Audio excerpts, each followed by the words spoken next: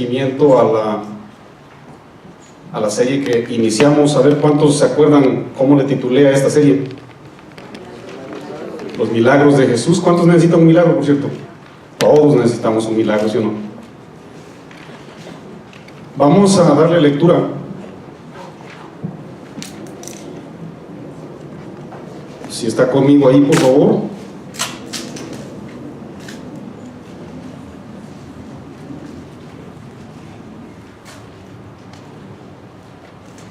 Si está conmigo, ponga su mirada en San Mateo 8. Voy a darle lectura a los versículos del 5 en adelante, por favor, si me hace el favorzote.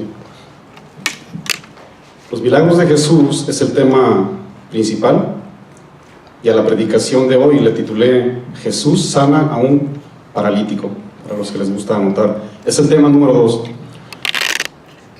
Entrando Jesús en Capernaum. Si tienen Biblia ahí todos. ¿Tiene Biblia, Luis? Muy bien, vamos a leer todos. 8:5.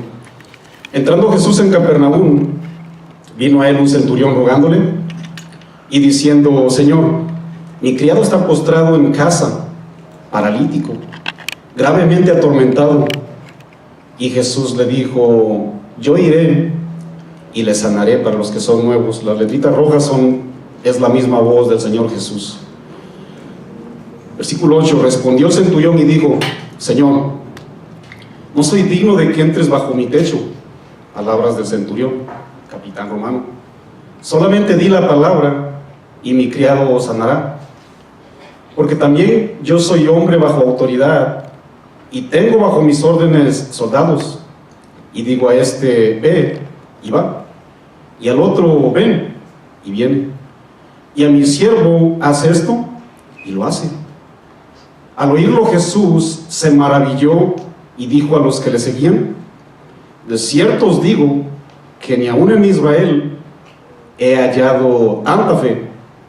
Y os digo que vendrán muchos del oriente y del occidente, y se sentarán con Abraham, Isaac y Jacob en el reino de los cielos.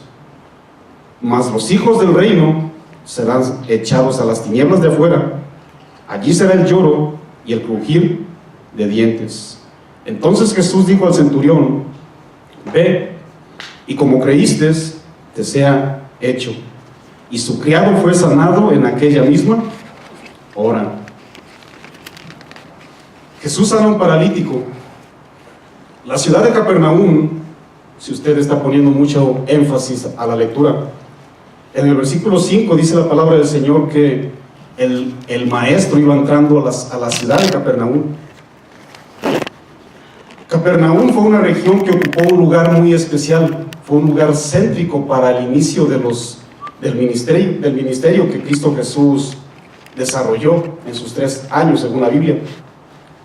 Capernaum tiene 2 significados. El primer significado es ciudad de Nahum. ¿Cuántos han escuchado el libro de Nahum? Es uno de los profetas menores. Le llaman profetas menores porque tiene un contenido mínimo en comparación de otros profetas. Si usted lee Isaías es un libro muy grande, creo que más de 60 versículos, si no estoy mal. Si usted lee Nahum, que es considerado uno de los profetas menores, solo tiene 3 capítulos. Para ser exactos, tiene 47 versículos. Por eso le llaman los profetas menores. No de edad, ¿verdad?, ni de estatura. Es por el contenido que Dios inspiró a través de ellos. Pero en esos versículos de Nahum, aunque son muy pequeños, pero son muy sustanciosos debido a que son inspiración de parte de Dios. No le hace que tenga 5 o 10 versículos, pero son inspiración de parte de Dios, son muy sustanciosos, y ellos contienen profecías muy importantes con respecto al destino de Nínive. Yo no sé si lo ha leído, se lo recomiendo. Sin embargo, aunque esta ciudad tiene el nombre de Nahum, los conocedores, los eruditos de la palabra del Señor, creen que Capernaum no fue el lugar donde nació el profeta Nahum. Eso es lo que ellos creen, ¿no? No fue el lugar de nacimiento del profeta, porque se basan en el contenido. Si usted lee en Nahum capítulo 1, versículo 1, dice la Biblia que él es originario de Elcos. Bueno, y los estudiosos escudriñan el asunto, ¿no? Las crónicas pues tienen ciertas discrepancias en este asunto, ¿no? Debido a que muchos creen que Elcos le pertenecía a Canaán. ¿Dónde está Canaán, Marco? Canaán es lo que hoy día conocemos como Israel, la tierra prometida. Otros creen que Elcos, de donde es originario Nahum, digo Capernaum, debido a que existe ellos creen, ¿verdad?, que este lugar le pertenece a Galilea. Hubo por ahí un historiador llamado Jerónimo que él cree que se situaba específicamente ahí. ¿Dónde está Galilea, Marco? Voy a empezar que está aquí en el caso de oración Unive infantil, nuestra hermanita, la hija de nuestros hermanos. No vamos para allá. Es un bonito nombre, ¿verdad? Pero no es la hija de mi hermano Mario, no. Capernaum es un lugar, es menos más bonito, ¿no? Es más bonita la vida de un hijo, de un niño, ¿no? Pero es un lugar muy bello, mis amados. Es un lugar turístico en nuestros días. De hecho, si quisiera escuchar usted dos ciudades que le pertenecen a este lugar, ¿no? Galilea, precisamente la ciudad de Capernaum y Nazaret, son áreas que le pertenecen a Galilea. Impresionante el paisaje. Si usted mira por ahí, ¿verdad?, el paisaje de lo que es Galilea, es un área turística tremenda, ¿verdad?, muy pero muy bella. Capernaum fue elegida por Jesús, ¿no? Incluso la Biblia la llama como su ciudad. Dice la Biblia que él salió de Nazaret. Si usted es bien rápido para la Biblia, simplemente quiere escuchar, ahí en Mateo, adelante, Mateo 9:1, dice la Biblia que entrando Jesús en la barca, pasó al otro lado y vino a su ciudad. En San Mateo 4, versículo 13, dice la Biblia que dejando Nazaret, vino y habitó en Capernaum, su ciudad marítima, ¿no? ¿Cuántos recuerdan cuando Cristo Jesús pisó una ciudad llamada Gadara? Si usted lee el contexto, ¿no? Cuando usted lea el contexto ahí, ¿verdad?, en Mateo 4, versículo 13, se va a dar cuenta que después de que Jesús, o Mateo 9:1, después de que Jesús salió precisamente de ese lugar de Gadara, fue cuando se fue de una orilla y se fue directamente a Capernaum. ¿Han escuchado de Gadara, verdad que sí? Jesús se dirigió de esa región debido a que la misma región gadarena le dijo: sal de nuestro entorno. Si se acuerdan que se asustaron de que le hizo un exorcismo o una liberación. Bueno, les voy a dar un dato no muy interesante. Mateo narra, Mateo 8:28 narra que fueron 2 endemoniados los que le salieron al encuentro. Sin embargo, Lucas, allí en el capítulo 5, en el capítulo 8, y Marcos en el capítulo 5, solo hacen mención de un endemoniado. No me voy a meter en ese tema, solamente quiero que entienda un dato, mis amados. Si fue 1 o 2 casos, eso no agrede en lo absoluto la infalibilidad de las Escrituras, debido a que lo que debemos resaltar es el hecho. ¿Estamos de acuerdo con eso? Si fue 1 o 2, como les digo, eso no agrede las Escrituras, ¿no? Porque si liberó a 1 o liberó a 2, bueno, eso fue, vamos a decirlo, eso simplemente fue el número, ¿no? La acción es lo que cuenta. Yo les hago una pregunta: ¿cuántos han escuchado que para allá vamos, ¿no? ¿Cuántos han escuchado del milagro que Cristo Jesús hizo en base a 5 panecillos de cebada y 2 pescaditos? ¿Cuántos han escuchado de ese milagro? ¿Ah? Bueno, la Biblia narra que el Señor alimentó 5,000 varones, según San Juan 6, versículo 10. Yo les hago una pregunta: si aparecen 15,000 o aparecen 5,000, porque en aquella época no se contaban solamente los varones, ¿agrederá la infalibilidad de las Escrituras? Yo les hago una pregunta. ¿No? Porque de la manera que alimentó a 5,000, pudo haber alimentado 15 o 50,000, ¿sí o no? Entonces, si un número por ahí no compagina, no se asuste, mi amado, no se asuste, eso no agrede. Lo que sí debemos resaltar, vuelvo a decirlo una vez más, son los hechos. Lo importante es que alimentó, mis hermanos, y de hecho dice la Biblia 5,000, porque nomás contaban los varones, pero los que saben, bueno, y usted y yo somos testigos. ¿Cuántos tienen hijos? ¿Cuántos tienen esposa? Multipliquen nomás la esposa y el hijo. Nomás con ese dato, ¿verdad? Nos arroja un número más grande. Capernaum fue el escenario donde Jesús realizó milagros, y quiero que pongan mucha atención. Realizó muchísimos milagros, y el énfasis nos va a dar prácticamente la introducción a la enseñanza. La sanidad de la suegra de Pedro, según San Mateo 8:14. También resucitó a la hija de un varón llamado Jairo, según Marcos 5:41. Ahí fue la alimentación, por cierto, de más de 5,000 personas, según San Juan 6. Ahí fue donde le entregó la sanidad también a un hombre de la mano seca, según nos narra Mateo 12, versículo 9. Y si sabían que el mismo Mateo 9, versículo 9, nos narra que ahí fue donde llamó a uno de sus discípulos llamado Mateo, o mejor conocido como Leví, este hombre que era recolector de impuestos. Él trabajaba, por alguna manera mencionarlo, él trabajaba para el IRS de Israel, mis amados. Él trabajaba a favor de los romanos, y narra las crónicas que en aquella época, ¿verdad?, cuando este hombre desempeñaba su cargo, era el gobernador Herodes Antipas, y en esa ciudad se había establecido una aduana. ¿Qué significa aduana, Marco? Bueno, es la oficina pública del Estado, en donde precisamente se tiene que situar tanto en fronteras como en puertos o en aeropuertos, ¿no?, con la finalidad de registrar toda la mercancía, tanto la importada como la exportada. Y bueno, cobran tarifas de dinero por proveer todo ese tipo de servicios. En la ciudad de Capernaum fue a donde llamó a este hombre llamado Mateo, mis amados. Pero ¿saben cuál fue lo triste? ¿Saben cuál fue lo triste? Que muchos, por no decir la mayoría, simplemente se quedaron con ese consuelo temporal y decidieron no elegir. Decidieron elegir solamente un milagro físico, desechando prácticamente el consuelo eterno, que es elegir el perdón de Dios. Porque la segunda definición de Capernaum, ¿saben qué significa? Ciudad de consuelo. Y vaya que sí fue una ciudad de consuelo, mis amados, porque fue muchísimos milagros que al Señor le plació realizar ahí.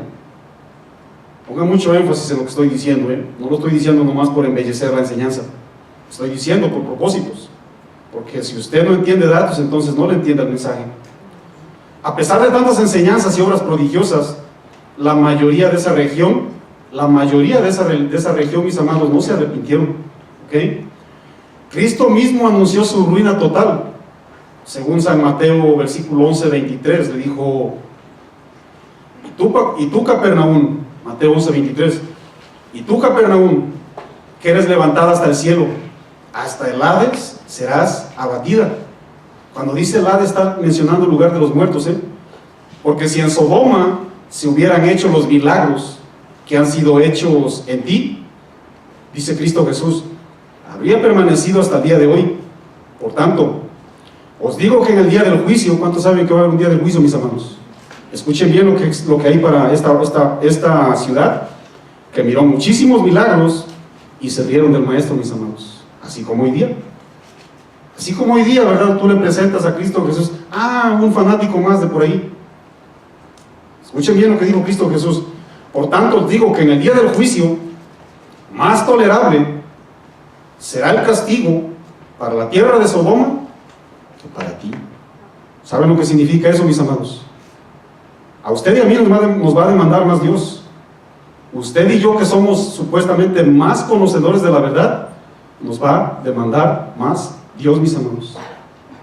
Y la gente que no se arrepiente, dice la palabra, por cuanto a ti se te reveló el Señor de una manera más clara, a ti te va a ir peor. Eso es lo que nos enseña la Biblia, ¿no? Yo les hago una pregunta. ¿Qué sucedió ahí en Génesis 19, versículo 24 y 25? ¿No dice la Biblia que Dios hizo llover sobre Sodoma y Gomorra fuego y azufre, destruyéndolos, no solamente a ellos, sino a todo lo que existía, a todo su alrededor? ¿Sí o no? Ahora, esta fue la primera muerte. ¿Cuál es la segunda muerte? La destrucción de sus almas en el mismo lago de azufre y de fuego, mis amados. reservado para todos aquellos que no recibieron el amor de Dios, ni jamás se arrepintieron, dice la Biblia. ¿Cuántos quieren ir ahí? Yo les aseguro que no. Yo les aseguro que ni el que no es cristiano va a decir, no, yo sí quiero ir, Marco. Yo les aseguro que no. Una vez yo me encontré a un borrachito y le presenté el evangelio y le dije, ¿sí sabías que hay dos caminos? Y me dice el borrachito, sí, ¿y a dónde quisieras ir? Y me dice, I don't wanna go down. Así me dijo, él es norteamericano, ¿va? Habla igual que mi pueblo inglés, ¿va? Pero así me dijo, I don't wanna go down. Y estaba borracho, hermanos. ¿Cuántos quieren ir para allá abajo? Y no están borrachos ustedes, ¿verdad que no? Capernaum se conformó con el consuelo temporal, visual y físico. Y eso recibieron con todo su corazón. Ahí se quedaron. Pero su destino y su consolación eterna no les interesó, sino más bien la desecharon, mis hermanos. Esta es la condición de muchos que están metidos en muchísimas iglesias cristianas de nuestros días. Son solo simpatizantes del evangelio. Y según palabras de Cristo Jesús, ahí en Apocalipsis 2, versículo 9, los cataloga como sinagoga de Satanás. No son templo del Espíritu de Dios, son sinagoga de Satanás. Tienen otros intereses personales, viven en doble vida, no tienen compromiso con Dios. Buscan solo milagros de sanidad, los cuales son válidos, por supuesto que son válidos, porque yo siempre he orado por ellos, muchas veces Dios ha respondido, pero jamás serán la prioridad como hoy día te los vienen a presentar muchísimos ministros del evangelio. Un milagro es esencial, es importante, por supuesto que sí. ¿Son válidos, Marco? Por supuesto que sí, yo los espero de hecho, pero jamás tienen prioridades, jamás tienen prioridad en el evangelio, mis hermanos. La prioridad del evangelio, usted y yo sabemos que es la salvación de las almas. Vamos a leer entonces San Mateo 8, versículo 5, si es tan amable, ponga su mirada ahí.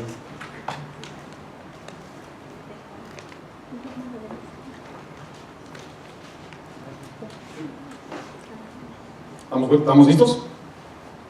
Entrando Jesús en Capernaum, Mateo 8, 5, vino a él un centurión, dice la palabra del Señor, rogándole. Usted pone muchísima atención, miramos una bella escena. Un capitán del ejército romano estaba haciendo una intercesión humanitaria a favor de uno de sus siervos. En el versículo 6 dice la palabra, y diciendo, Señor, mi criado está postrado en casa, paralítico, gravemente atormentado.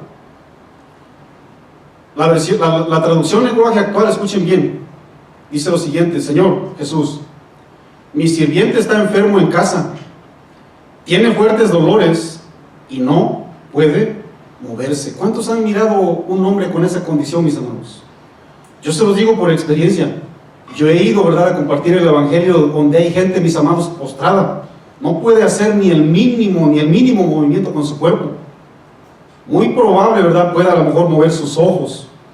Yo una vez miré la condición de uno, mis amados, postrado completamente, no podía hacer absolutamente nada.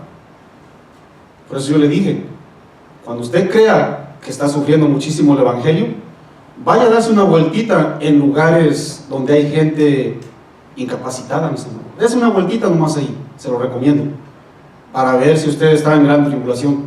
Mire, este pobre hombre postrado, mis hermanos, con tubos por todos lados, ahí mira, con algo aquí para que respire.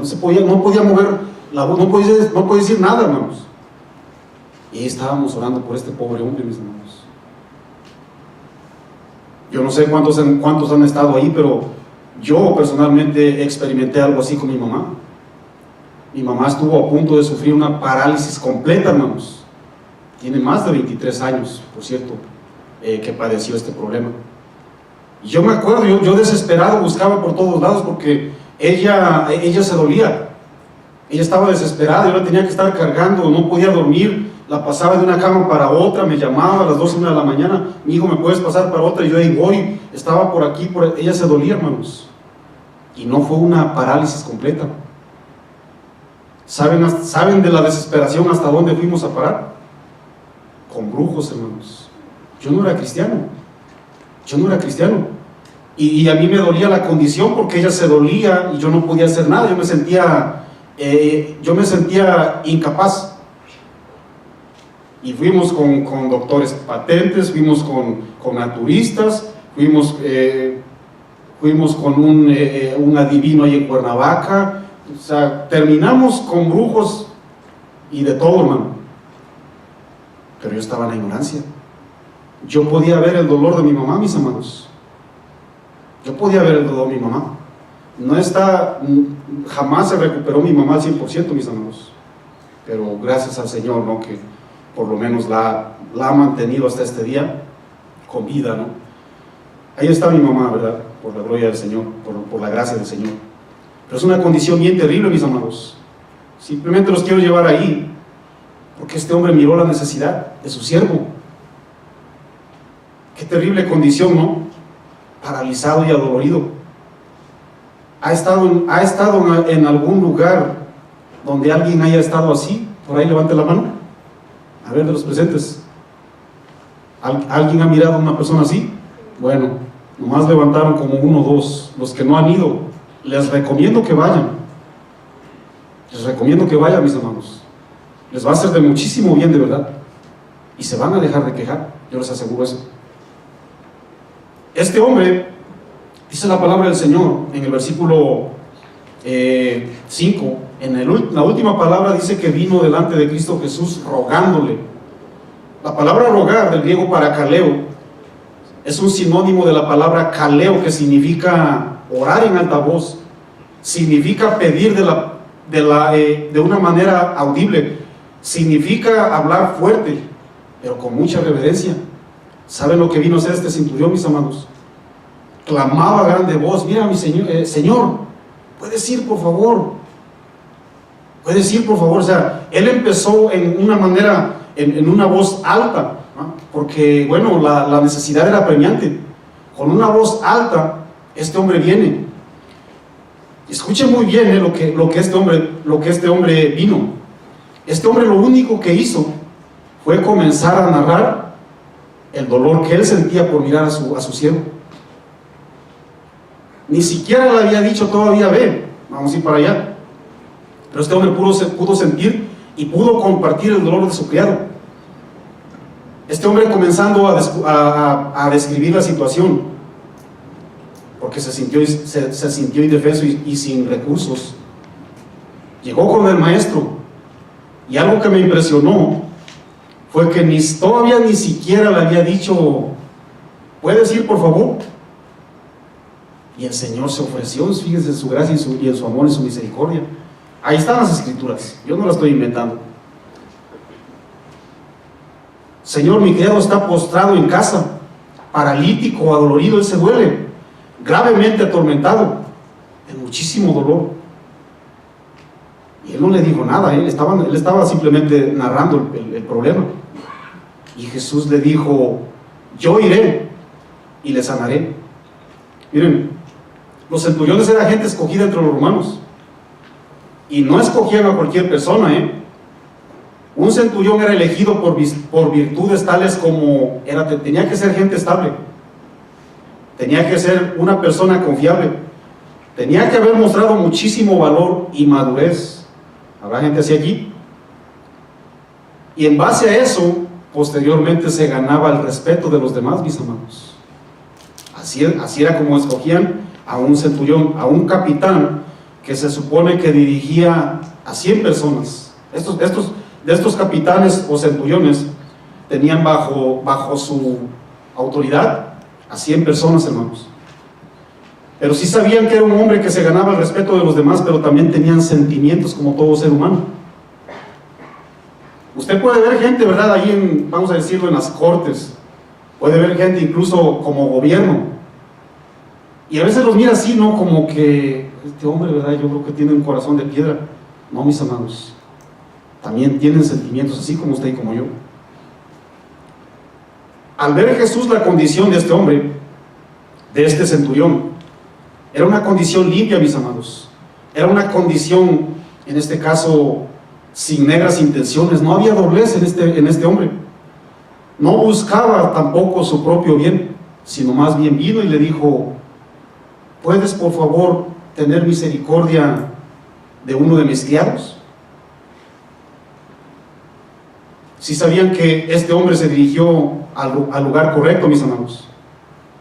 Él vino al lugar correcto, él vino a buscar la máxima autoridad. Pero la reacción de Jesús fue inmediata. Él dijo: no se hable más, ya no quiero más datos, ya no me digas más, por favor, no menciones más palabras, voy y le voy a sanar. Cristo Jesús se comprometió, mis hermanos. Él se comprometió a sanar al paralítico. ¿Sabían que la Biblia dice que Dios no es hombre para que mienta, ni es hijo de hombre para que se arrepienta? ¿Qué dice la Biblia ahí en Isaías 53, versículo 9, en base al Mesías, mis hermanos? Dice que en su boca no hubo engaño. Cristo Jesús se comprometió, dice: yo lo voy a hacer.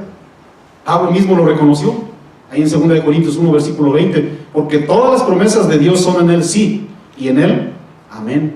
Por supuesto que hay garantías en Cristo Jesús, mis hermanos. Él le dijo: no se hable más en tuyo, ya no quiero escuchar palabra, déjame, yo voy para allá. Pero existió una reacción bien sorprendente en este capitán, mis hermanos. Mateo 8, versículo 8 dice lo siguiente: respondió el centurión y dijo: Señor, no soy digno de que entres bajo mi techo, solamente di la palabra y mi criado sanará.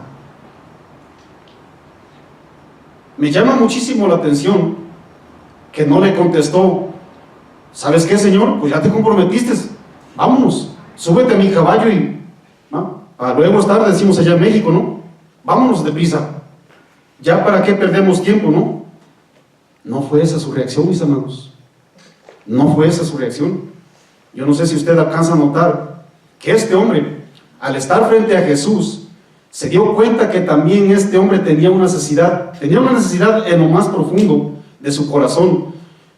Y este hombre se dio cuenta que la necesidad que él tenía era muchísimo más apremiante que ir a darle sanidad a su siervo, mis hermanos. Era más apremiante lo que este hombre reconoció. Se dio cuenta que tenía una necesidad. Póngame muchísima atención. El hombre le pidió a Jesús que no caminara a cierta distancia para entrar bajo su techo. No entres bajo mi casa, Señor. No soy digno, no soy merecedor. Pero en ese momento Jesús tomó otra ruta, mis hermanos. Y Cristo Jesús comenzó a entrar al corazón de este hombre, sin caminar. En otras palabras le dijo el centurión: ¿sabes qué, Señor? No recorras una ruta literal, mejor recorre una ruta espiritual y entra en mi corazón, porque no soy merecedor de tan grande favor para que tú vayas a atender a una necesidad, sabiendo que yo tengo una necesidad muchísimo más grande. Solamente los quiero hacer reflexionar, hermanos. Este hombre, en esa condición humilde, le dijo a Jesús: Señor, ¿por qué no mejor caminas a una casa que no está hecha de manos de hombres, la cual es mi corazón, y a la cual no deseo que solamente camines sobre ella, sino que también mores y ahí te quedes? ¿Por qué les digo esto, mis hermanos? ¿Cuántos saben que mi corazón es el templo del Espíritu Santo de Dios? La Biblia dice, ahí en Hechos 7:48, que el Altísimo no habita en templos hechos de manos de hombres, ¿no?, sino más bien en el corazón, según 1 Corintios 3, versículo 16. El templo del Espíritu Santo somos usted y somos usted y yo, ¿no? La reacción espiritual del centurión romano estaba muy de acuerdo con lo que Pablo enseñó a los mismos cristianos allá en el pueblo de Roma, mis hermanos. ¿Cuántos han leído Romanos 10, versículos 9 y 10? ¿Mas qué dice? Cerca de ti está la palabra en tu boca y en tu corazón. Esta es la palabra de fe que predicamos, que si confesares con tu boca que Jesús es el Señor, y si creyeres en tu corazón que Dios le levantó de los muertos, serás salvo.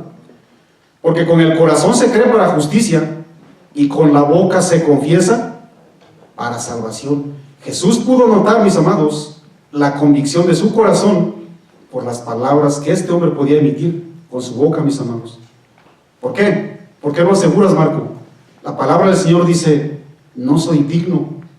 La palabra digno del griego gicanos significa, mi Señor, no soy merecedor, no soy competente, no soy suficiente, no soy vasto, no tengo el carácter apropiado para recibirte, no soy digno de confianza. Eso es lo que significa la palabra no soy digno. Y escuchen bien, mis amados, el centurión expuso la necesidad de su siervo, pero jamás escondió la suya. Yo sé que hay gente que intercede a favor de muchísimos. Excelente. Lo animo a que siga haciéndolo. Pero se ha dado cuenta que usted y yo intercedemos muchísimas veces porque nos dolemos por la condición de mi hermano, mi hermana, mi familiar o mi compañero de trabajo y no le exponemos la nuestra. ¿Cuánto te expone la suya, por cierto?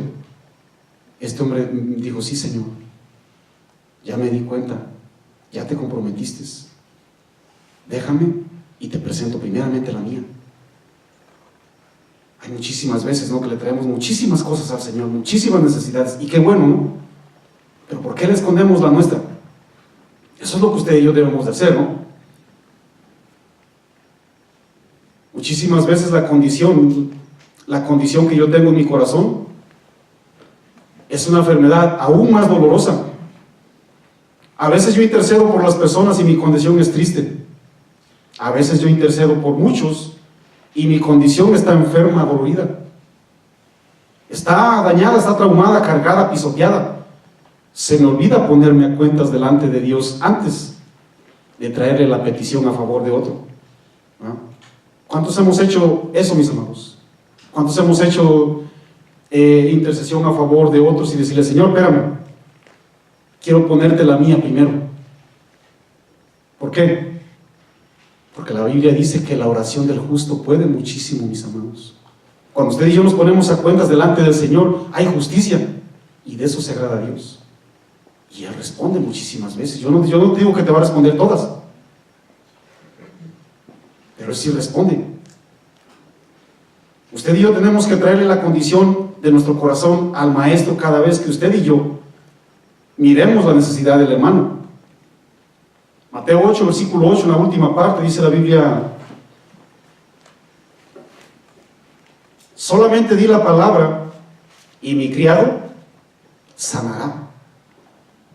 Di la palabra. ¿Sí sabían que esas expresiones solamente nacen de corazones que levantan manos santas, abren palmas y desechan todo tipo de habilidades, todo tipo de talentos, todo tipo de logros y recursos, y se rinden totalmente al señorío y al gobierno de Cristo Jesús? Este hombre pertenecía al imperio más poderoso, Este hombre tenía de dónde decir, mira, aquí está el mandamás, yo soy romano. ¿Acaso un romano se va a venir a doblegar delante de un judío?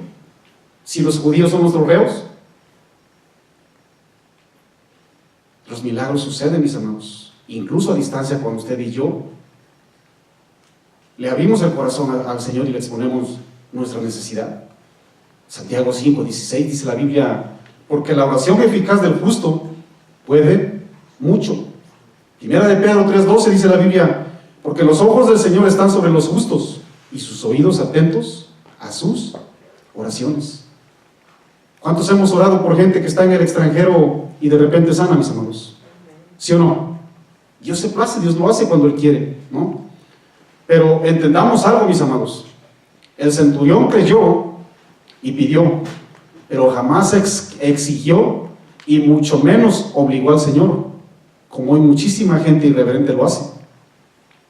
Él creyó y pidió. Si usted cree, pida, pero jamás espere doblarle la mano al Señor. Mateo 8, versículo 9. Porque también yo soy hombre bajo autoridad. Fíjense, ahí está una clave. También yo soy hombre bajo autoridad, dice la palabra del Señor. Este hombre pertenecía al imperio romano, como lo dije, ¿no? Y en aquella época era el más poderoso, un Estados Unidos hoy día. Supo reconocer lo que otro romano llamado Poncio Pilato no reconoció cuando estuvo frente a Cristo Jesús. ¿Qué dijo ese hombre? ¿Sí se acuerdan, verdad? En San Juan 19, versículo 10 y 11, un hombre rogando, bien arrogante, dijo: ¿no sabes que yo tengo la autoridad de crucificarte y tengo la autoridad para soltarte? Fíjense qué arrogancia. Estaba delante de Jesús, así como el otro centurión estaba delante de Jesús. Y Jesús le respondió: ninguna autoridad tendrías contra mí si no te fuere dada de arriba.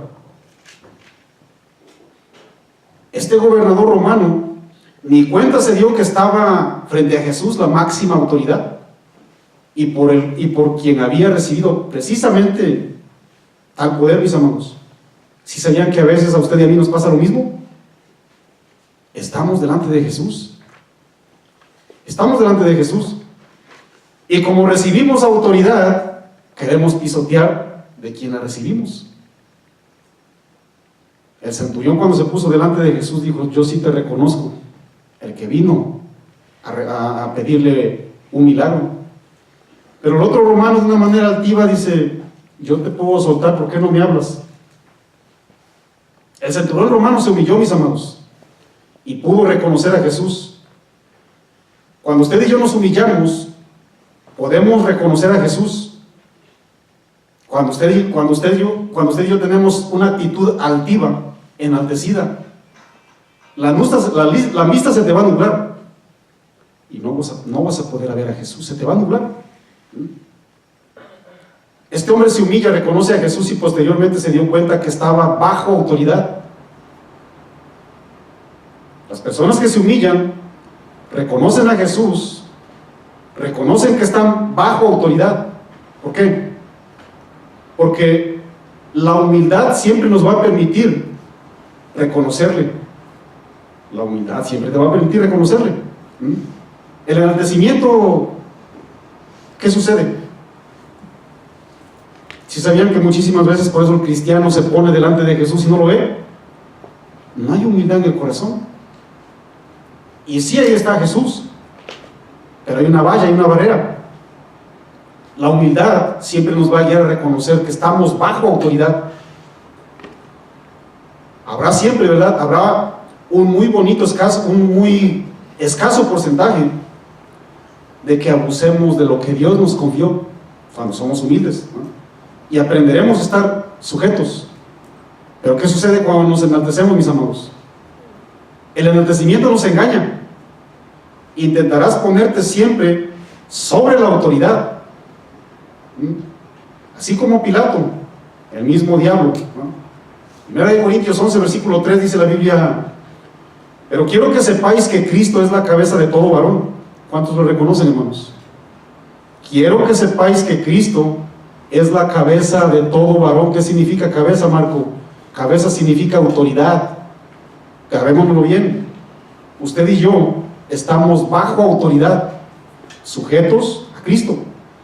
Y el varón es la cabeza de la mujer. Varones, ustedes son las cabezas, ustedes son la autoridad de su esposa. Y Dios es la cabeza de Cristo. Yo les hago una pregunta: ¿cuántos estamos viviendo ese patrón, mis hermanos? Si sabían que muchísimas veces los maridos, porque recibimos autoridad de parte de Dios, siempre estamos pisoteando a la mujer o a nuestros hijos. ¿Quién te dijo que eso es autoridad? ¿Quién te dijo? ¿Sabes por qué? Porque te pusiste sobre autoridad y no hiciste lo que hizo este centurión. Este centurión, al humillarse, se puso exactamente donde debe de estar, bajo autoridad. Y muchísimas veces, mis amados, porque recibimos autoridad de parte de Dios, pisoteamos a quien se nos pone enfrente. ¿Sí sabían, mis amados? ¿Sí sabían que el que recibe, todos aquellos que recibimos autoridad, es porque la ejercemos? Si tú no ejerces autoridad, no has recibido autoridad todavía. Todo aquel que reciba autoridad es porque la ejercemos. Oye, Marco, pero es que yo ya soy marido. Eres marido, pero como estás sobre la autoridad todo el tiempo, no has recibido. No la has recibido. hasta que la empezamos a recibir, entonces, a ejercer, entonces sí la recibimos, ¿no? Acuérdense bien lo que Cristo Jesús hizo, mis amados. En Hebreos 10, versículo 7 dice la Biblia: he aquí que vengo, oh Dios, para hacer tu voluntad. Sin embargo, a veces usted y yo, ¿qué hacemos, hermano? La nuestra. Pero aseguramos estar bajo la autoridad de Dios. Sí, o sea, hacemos lo que se nos viene en gana, ¿no? El centurión romano, escuchen bien, fue capacitado para obedecer a sus mayores. Yo les hago una pregunta: ¿cuál es el propósito de cada mensaje y predicación? ¿Cuál es el propósito? Que seas preparado para obedecer. Una simple capacitación ministerial o un simple llenar tu disco duro. No, mis amados. La predicación de la palabra del Señor es para enseñar a obedecer a la audiencia, al cristiano. Tenemos que ser capacitados, enseñados e instruidos para obedecer la voz de Dios. Mateo 8, versículo 9 dice la Biblia: porque también yo soy hombre bajo autoridad. ¿Estamos ahí? Y tengo bajo mis órdenes soldados. Y digo a este: ve. ¿Y qué sucede cuando este hombre da una orden, mis hermanos? Va. Y al otro: ven. Y viene. Y a mi siervo le digo: haz esto. ¿Y qué hace una persona que está bajo autoridad, mis hermanos? Lo hace. Lo hace. Yo les voy a enviar unas cuantas preguntas. Cuando el Señor nos ha dicho: ve, ¿sí vamos? Solamente reflexionen.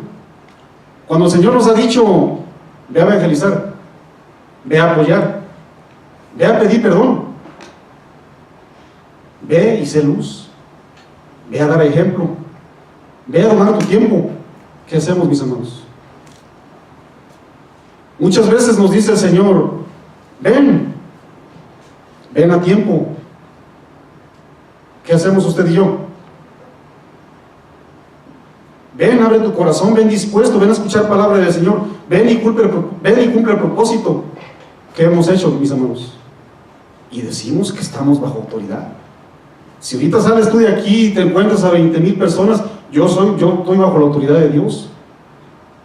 Pero ¿cómo le respondes estas preguntas a la máxima autoridad, que sin duda nos las ha hecho a todos? A mí me las hace todos los días. Yo no sé si a usted. ¿Seré hijo nomás yo? ¿Verdad que no?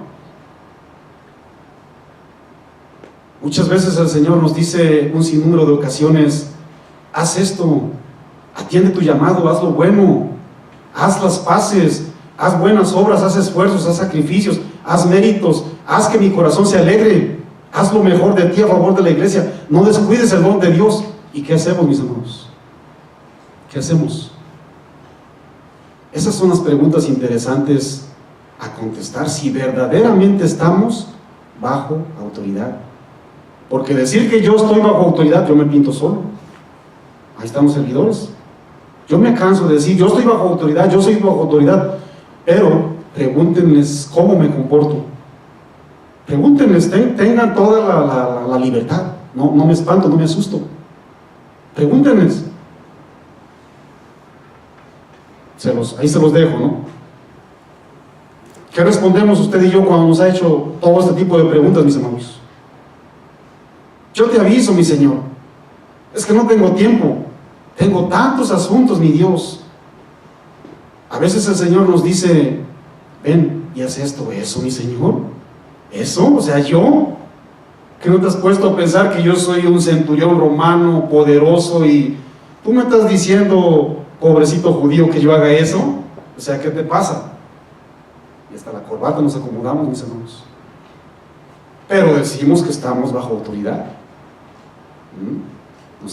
Me sé el Salmo 119, eso no te da autoridad. También el diablo muy probable se lo sabe, yo no sé si lo sepa, pero sí sé que el diablo citó parte del Salmo 91.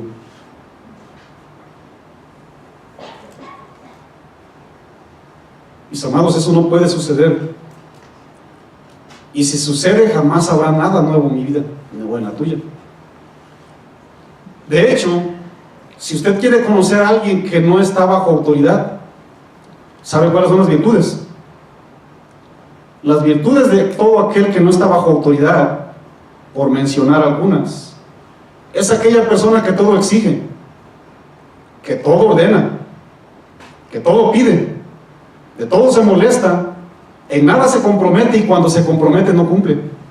Esa es una persona que no está bajo autoridad. Discúlpame que metas el piecito en una congregación cristiana, pero si no haces esas demandas, mi amado, mi hermana, no estás bajo autoridad. Yo sé que la palabra suena bien fuerte, mis amados, pero escuchen bien. Aquí está Dios de testigo. Esa palabra es para mí, mi amado. Esa palabra yo me la predico todos los días. Si usted no la toma, es para mí. Es para mí. Si sabían que a Jeremías le costaba muchísimo llevar la palabra del Señor, ¿han leído el libro de Jeremías? ¿Va que sí? Le costaba muchísimo, mis amados. Señor, es que nadie se arrepiente, Jeremías. ¿Quién te dijo que tú los vas a arrepentir? Tú ve y diles. Oh, mi Señor, pero no sabes. Tú ve y diles. Mi trabajo es venir y decirle: yo no vengo a convertir a nadie, yo no vengo a exigirle a nadie, yo no vengo a obligar a nadie. Mi trabajo es entregarle el consejo de parte de Dios. Quien lo tome lo va a tomar, ¿no? Porque a veces decimos: oye, Marco, préstame el púlpito, ¿no? Para tirarte 2, 3 pedradas. Tíremelas ahí, hermano. Tíremelas ahí, o sea, no le hace, ¿verdad? No necesito estar en el púlpito, tíremelas, hermano. Yo las recibo, ¿no? Y si son para bien, aunque me soben, pero las recibo, mi hermano. ¿Saben por qué? Porque yo sí recibí autoridad de parte de Dios, pero tengo que estar bajo ella. Y más me vale demostrar que la tengo, mis amados. Más me vale.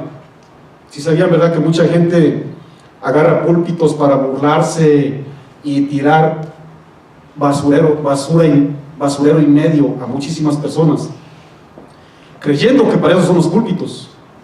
Si sabían que mucha gente de ellos ha terminado como Nabucodonosor. Yo soy testigo de ello. Hay muchísima gente que se sube a un púlpito y empieza ahí a tirar, ¿verdad?, majadería y media y nomás de repente se los agarra el Señor. A ver, déjame ver, ¿quién te mandó a decir semejantes cosas que ni siquiera las estás viviendo? ¿Por qué estás hablando lo que no predicas? ¿Por qué enseñas lo que no predicas? Dios no es un Dios de palo, mis hermanos. Dios es un Dios a quienes lo debe. Además, yo les voy a decir algo. Mientras usted y yo estemos bajo sujeción, vamos a tener tremenda bendición y vamos a ser de tremenda bendición. ¿Cuántos quieren eso? Mateo 8, versículo 10, dice la Biblia: al oírlo Jesús se maravilló y dijo a los que le seguían. ¿Cuántos le siguen a Cristo Jesús? Al oírlo Jesús se maravilló, Cristo Jesús se sorprendió y dijo a los que le seguían. Escuchen bien lo que le dijo, de cierto os digo que ni aún en Israel he hallado tanta fe. La historia se sigue repitiendo, mis hermanos. Miren, debido a que el reclamo de Jesús es directamente al pueblo que se consideraba escogido, el pueblo elegido, el pueblo merecedor del cielo solamente por ser judíos. Escuchen bien lo que dije al principio. En Capernaum a Cristo Jesús le plació hacer infinidad de milagros. Se cansaron de mirar prodigios, mis amados, y eran judíos. Y viene un romano y les pone la muestra y les dicen: ¿cómo es posible que un romano que jamás fue instruido a adorar al Dios vivo, viene y les da semejante cátedra de enseñanza de cómo sujetarse a la autoridad, de cómo reconocerme? Imagínense, mis amados. Si sabían que un judío era instruido desde chiquitín a obedecer a Dios con todo, absolutamente con toda la extensión de la palabra. A un judío, menos de lo poquito que se haya entendido y he leído, un judío a los 5 años, mis amados, tenía que saber casi completamente el Pentateuco a los 5 añitos de edad, mis amados. Hoy usted y yo le leemos un versículo cada mes a nuestros hijos. Y eso sí le fue bien. Cada mes le leemos un versículo a nuestros hijos, mis amados. Y que hagan lo que quieran. Oh, sí, cuando tengas 18 años yo te voy a enseñar a que vengas a adorar al Dios vivo. Sí, déjenlo que cumpla 18 años, ¿no?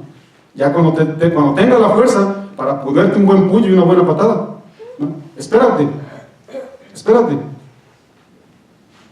A los hijos debemos enseñarles a ser reverentes desde chiquitines, hermanos. Un judío tenía que ser instruido desde chiquito. ¿Sabes qué? Mira, vamos a ir a adorar al Dios de todo el universo. Y así se entra, y así debemos de hacer. Y le daban las instrucciones, mis hermanos. Hoy no. Hoy hay una reunión cristiana y cada quien hace lo que quiere. Yo no estoy de acuerdo con eso, mis hermanos. Y jamás estaré de acuerdo. Hace ratito fui a hablar con el pastor, que es de nuestra... Bueno, compartimos instalaciones, ¿no? Y mire, con toda la mansedumbre y el amor del mundo, mire, pastor, échanos la manita, ¿no? Por favor, mire, le encargamos a los niños. No, mi hermano, venga usted y cállelos, le doy el derecho. No, es que yo no voy a abusar, es que yo no quiero abusar, en este caso, ¿verdad?, de autoridad que yo no tengo sobre los niños. No, yo se la doy, denle. Yo no voy a hacer eso, mi hermano. Yo no voy a hacer eso porque muchas personas se molestan. Yo no voy a hacer eso, ¿no? Pero, si me lo vienen a hacer aquí, ¿quién es el supervisor, mis amados? Aquí sí lo voy a hacer. No le voy a disciplinar a su hijo, ¿verdad? No le voy a decir que me lo mande a la casa. No. Pero aquí hay un supervisor, mis amados. Y un supervisor supervisa que todo esté bien.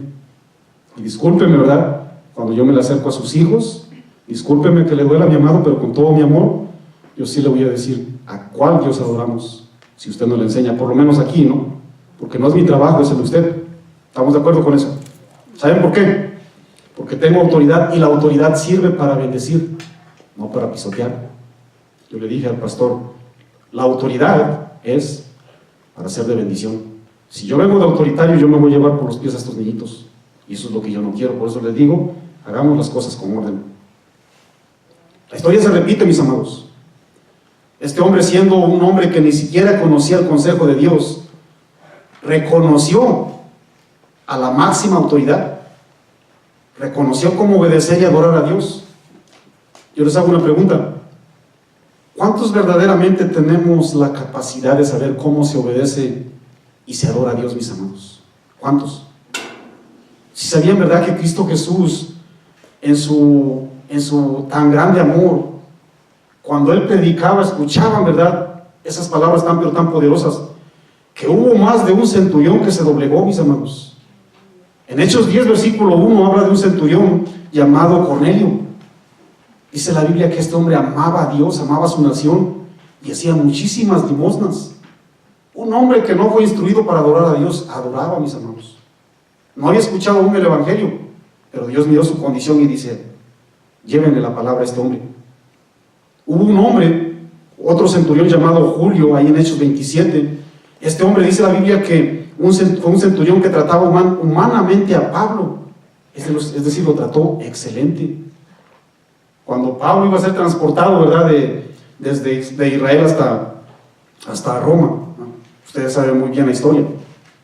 Salió por ahí un centurión, mis amados. No es lo mismo, ¿verdad? ¿Cuántos saben que no es lo mismo seguir a Jesús que obedecerle? ¿Sabían eso? No es lo mismo seguir a Jesús que obedecerlo. ¿Por qué, Marco? Te voy a poner a ti de ejemplo, o a mí. ¿Cuántas veces nos siguen nuestros hijos al parque? ¿Cuántas veces nos siguen nuestros hijos a la compra? Nos siguen a una fiesta, nos siguen al Mall de América, nos siguen a una iglesia, nos siguen a muchos lugares. Pero ¿cuántos saben que no obedecen a los padres? Y a la mayoría de lugares a los que tú los llevas o los que te siguen, a la mayoría de lugares, mis amados, van en contra de su voluntad. El hecho de que te sigan no significa que te están obedeciendo, pero hay que enseñarles. Hay que enseñarles, ¿no? Hay que enseñarles, por supuesto, mis amados. Si sabían, ¿verdad?, que hoy día en las iglesias hay muchísima raza judía con corazón de romano endurecido.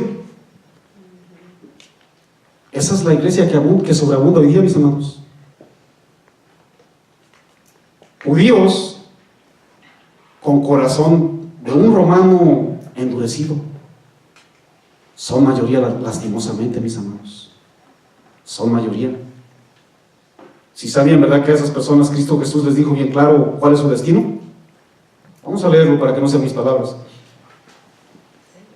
Al oírlo, Jesús se maravilló y dijo los que le seguían: de cierto os digo, que ni aun en Israel, un pueblo que tenía que dar el ejemplo de cómo adorarme, he hallado tanta fe. Y os digo que vendrán muchos del oriente y del occidente. Ahí Cristo Jesús lo que está diciendo es que se van a meter muchísima gente. Se va a meter muchísima gente antes que los supuestos judíos de corazón romano que están metidos en las iglesias al reino eterno. Porque piensan que la salvación es de cuna cristiana. Porque piensan que la salvación se hereda en base a la descendencia. Cristo Jesús.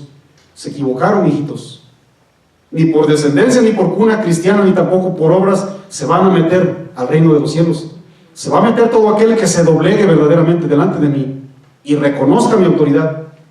Nadie se gana al cielo por otras cosas. Por eso Cristo Jesús les dijo: se sentarán con Abraham, Isaac y Jacob en el reino de los cielos. El judío entendía muy bien esto. Ellos pensaban que era verdad que nomás por descendencia se iban a echar ahí un gran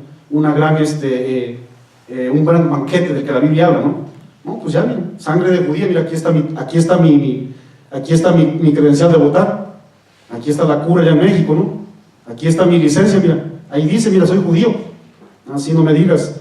Cristo Jesús le dijo lo siguiente en el versículo 12: mas los hijos del reino, ¿no?, esos que están metidos ahí nomás, haciéndole al cuento, serán echados a las tinieblas de afuera, dice la Biblia. Allí será el lloro y el crujir de dientes. No ha terminado, versículo 13. Entonces Jesús dijo al centurión: ve, y como creíste, te sea hecho. Y su criado fue sanado en aquella misma hora. Póngase de pie, por favor. Dice la Biblia que le dio una instrucción: ve, y como creíste. ¿Cuántos saben que muchas personas hemos tergiversado la palabra creer? Porque muchos creen, ¿no? Si tú sales y haces una encuesta: oye, ¿crees en Dios? Hermanos, miren, yo no quiero ofender a nadie. Borrachitos, ¿no?, gente con adicción, gente que vive en adulterio, gente que vive en fornicación, gente que vive doble vida. Mira, todos te van a creer que sí, te van a decir que sí creen en Dios. La mayoría te va a decir que sí creen en Dios, ¿sí o no? Pero ¿cuántos saben que no? ¿Cuántos saben que ellos ignoran cuál es la palabra creer? La palabra creer, según el griego pisteo, significa apoyarse en, es decir, yo me apoyo en lo que Cristo Jesús dice. La palabra creer también significa ser persuadido, creer con certeza. Significa confiar y significa encomendar. En pocas palabras, este centurión dijo: Señor, estoy plenamente persuadido de que tú eres el camino, la verdad y la vida. Estoy plenamente persuadido, confío y encomiendo mi triste condición a ti. Eso es lo que le estaba diciendo el centurión, mis hermanos. ¿No? El centurión creyó, pero jamás obligó a Cristo Jesús a que hiciera el milagro, mis hermanos. Ni siquiera tenía la intención de reclamar. Yo les hago una pregunta, ya para terminar. ¿Cuál es la situación que se ha paralizado en tu vida? ¿Habrá una situación que se paralizó bajo tu techo? Porque este hombre dijo: hay algo paralizado bajo mi techo, mi Señor. Y me duele, Señor, porque es algo tan, pero tan difícil que no tengo la solución. ¿A cuántos ya se les paralizó un área de su vida? Mucha gente, ¿verdad?, tiene su matrimonio paralizado y se duele. Mucha gente tiene paralizada relación con sus hijos. Hay muchísima gente, ¿verdad?, que se ha paralizado la relación con la iglesia. Si sabían que lo paralizado no se mueve para ningún lado, mis amados, y duele. ¿Cuántos se quieren quedar paralizados y con muchísimo dolor? ¿Cuánto crees que va a resistir? ¿Cuánto crees que pueda resistir tu cuerpo? Ese hombre corrió a los pies de Jesús porque él sabía que ya no iba a resistir ni quién se estaba paralizando, ni él. ¿Cuántos están dispuestos a correr al Señor y quitarse el orgullo? Porque si no nos quitamos el orgullo, aunque corramos a los pies de Cristo Jesús, no lo vas a reconocer. ¿Cuántos quieren arrancarse ese corazón duro de un romano entenebrecido, mis amados? Este hombre le dijo: Señor, quita a un lado mi autoridad romana. Quita a un lado todo, absolutamente todo lo que la gente aplaude. Si usted y yo no quitamos el orgullo, mis amados, jamás podemos reconocer la autoridad de Cristo Jesús. Cristo Jesús le dijo: ve, y como te sometiste a la máxima autoridad, hágase que te sea. Ve, y como creíste, te sea hecho. ¿Cuántos quieren ver que sea hecho esa necesidad en sus hogares, mis amados, o en sus vidas? Si este eres tú, levanta tus manitas, yo quiero orar por ti. Padre, en el nombre de Cristo Jesús, te doy gloria y honra, mi Dios. Señor, vengo delante de tu presencia todos los días, mi Dios, y quiero dejar ese corazón endurecido de un romano, mi Dios,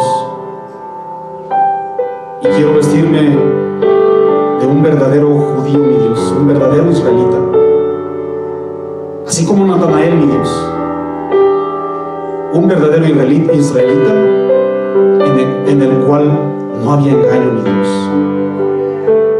Este hombre dijo: Señor, me deshago de todo lo que el imperio romano me ha dado y me visto de humildad, mi Dios, porque hay una necesidad por la cual estoy intercediendo, mi Dios, pero mi necesidad es más grande, Padre. Es más grande mi necesidad, mi Señor, y yo quiero que trates primeramente con mi necesidad, porque la otra necesidad va a ser suplida. Ayúdame, mi Dios. Ayúdame, mi Señor. Quiero reconocer que he vivido una vida altiva, mi Dios. Quiero reconocer, Señor glorioso, que el enaltecimiento me ha llevado a creer que el imperio romano es mi máxima autoridad, sabiendo que tú eres la autoridad, mi Señor.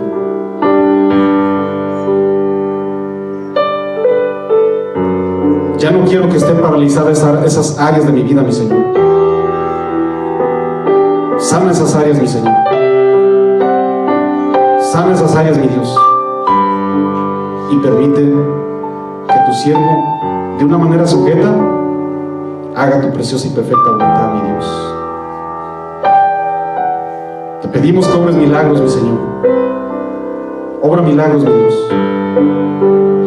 Reconozco y estoy bajo tu poderío, mi Dios.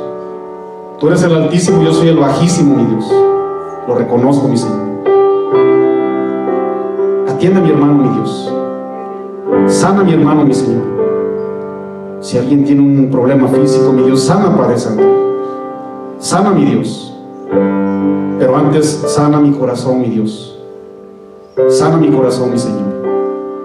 Porque eso me va a encaminar al cielo. Yo no quiero quedarme en Capernaum, mi Dios.